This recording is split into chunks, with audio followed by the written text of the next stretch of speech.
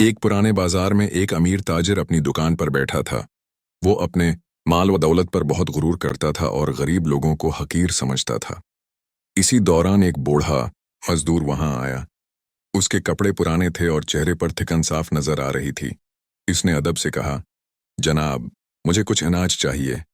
मैं मजदूरी करके कीमत अदा कर दूंगा। ताजिर ने तंजिया अंदाज में हिंसते हुए कहा, पहले पैसे लाओ, फिर अनाज मिलेगा। यहां इधार नहीं मिलता।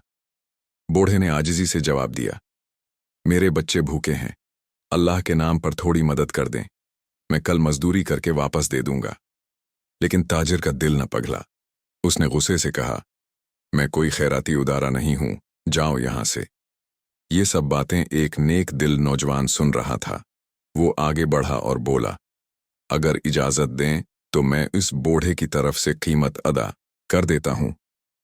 ताजिर ने बेदिल्ली से कहा, ठीक है, लेकिन पूरे दाम देने होंगे। नौजवान ने फौरन पैसे अदा किए और इनाज बूढ़े के हवाले कर दिया। बूढ़े की आंखों में आंसू आ गए और उसने दिल से दुआ दी कि अल्लाह उसे इज्जत और खुशी अता करे। अगले दिन बाजार में खबर फैली कि ताजिर का सारा माल अचानक आग लगने से जल गया। वो परेशान और बेसहारा होकर बैठ गया।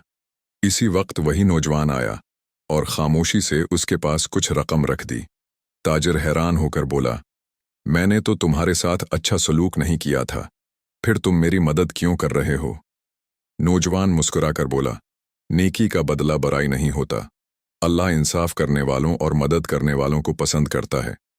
ये सुनकर ताजिर की आंखों से आंसू बहने लगे। इसने सच्ची तौबा की ओर वादा किया कि आइंदा कभी किसी गरीब को खाली हाथ नहीं लौटाएगा। सबक गुरूर इंसान को अंधा कर देता है और नेकी दिलों को बदल देती है।